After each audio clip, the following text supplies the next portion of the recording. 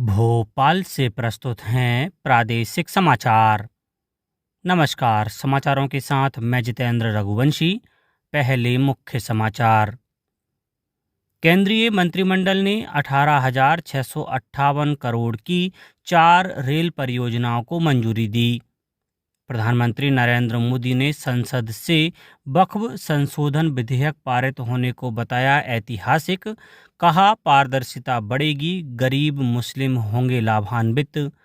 मुख्यमंत्री डॉक्टर मोहन यादव ने कहा, धार्मिक नगरों में पवित्र भाव और परिवारों में स्वस्थ वातावरण बनाए रखने के लिए लागू की शराबबंदी। और प्रदेश में 8 अप्रैल से शुरू होगा 7वां पोषण पखवाड़ा। अब समाचार विस्तार से। केंद्रीय मंत्रिमंडल ने रेल मंत्रालय की 4 परियोजनाओं को मंजूरी दे दी है, जिनकी कुल लागत 18,658 करोड़ रुपए है। नई दिल्ली में संवाददाताओं को जानकारी देते हुए सूचना और प्रसारण मंत्री अश्विनी वैष्णव ने कहा कि इन परियोजनाओं से 3 राज्यों महाराष्ट्र, ओडिशा और छत्तीसगढ़ के 15 जिलों में भारतीय रेलवे का मौजूदा नेटवर्क लगभग 1,247 किलोमीटर तक बढ़ जाएगा। उन्होंने कहा कि इन परियोजनाओं में संबलपुर जरपाड़ा तीसरी और चौथी लाइन, झारसुगड़ा शासन तीसरी और चौथी लाइन का दोहरीकरण शामिल है।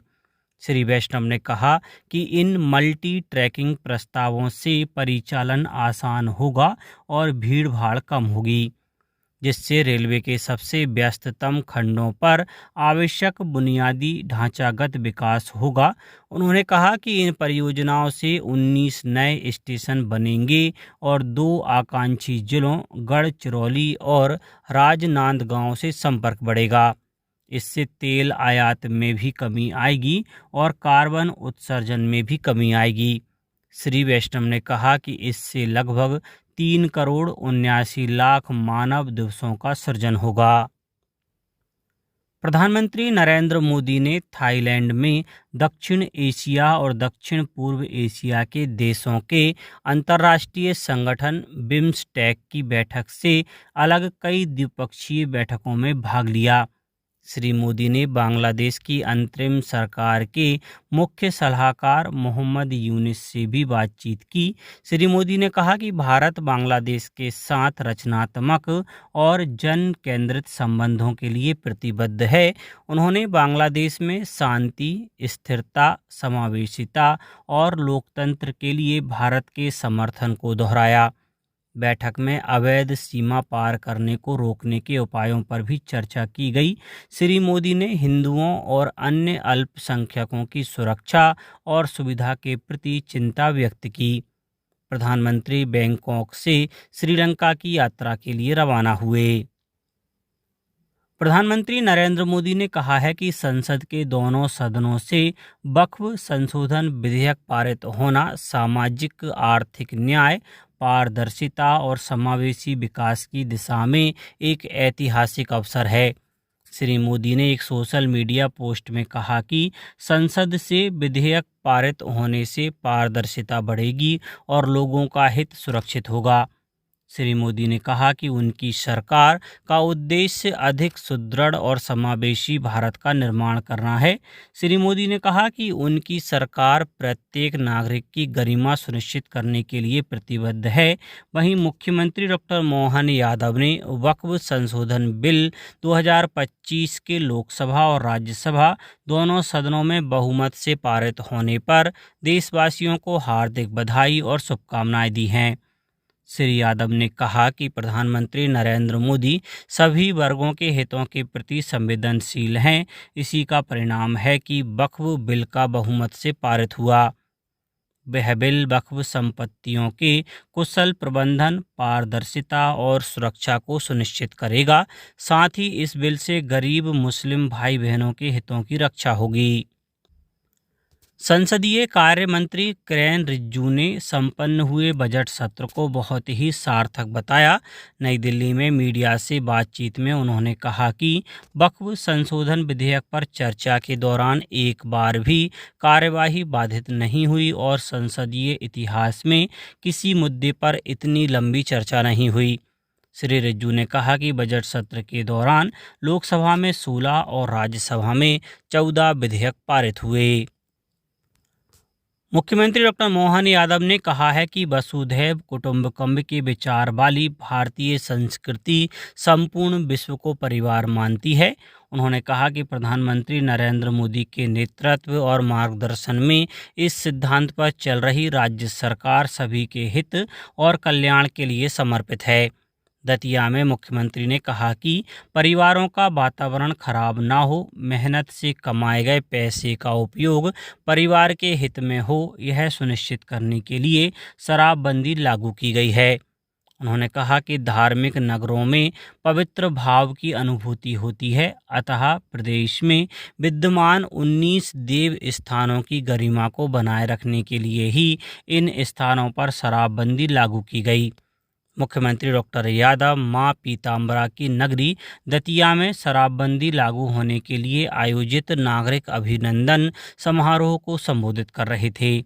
मुख्यमंत्री ने कहा कि दतिया सहित प्रदेश में जहां जहां देवी मां की कृपा है, वहां देवी लोक विकसित किए जाएंगे। प्रदेश में व्यक्तिगत और सामुदायिक स्तर पर व्यवहार परिवर्तन के माध्यम से कुपोषण को कम करने के लिए पोषण अभियान चलाया जा रहा है। प्रत्येक वर्ष पोषण अभियान के तहत पोषण को जन आंदोलन का स्वरूप देने के उद्देश्य से पोषण पखवाड़ा मनाया जाता है।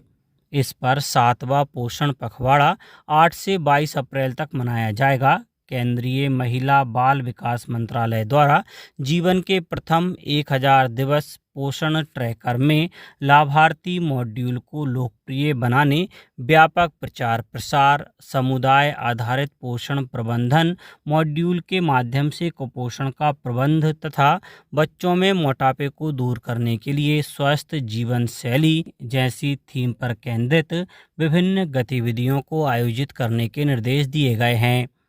पोषण पखवाड़ा के दौरान सभी जिलों में साइकिल रैली, पोषण रैली, प्रभात फेरी, गर्भवती महिलाओं और धात्री माता एवं किशोरी बालिकाओं के साथ पोषण ट्रैकर में हितग्राही मॉडल पर समूह चर्चा, कुपोषित बच्चों की स्वास्थ्य जांच, एनीमिया जागरूकता शिविर का आयोजन किया जाएगा।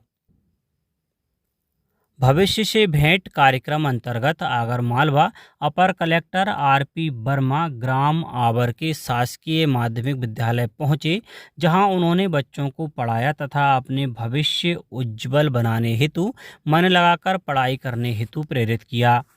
अपर कलेक्टर ने बच्चों से संवाद करते हुए कहा कि विद्यार्थी जीवन का सदुपयोग करें, अपना लक्ष्य निर्धारित कर धैर्य, लगन एवं कड़ी मेहनत से उसे प्राप्त करें। सुनहरे भविष्य के लिए अच्छे से पढ़ाई करना होगी।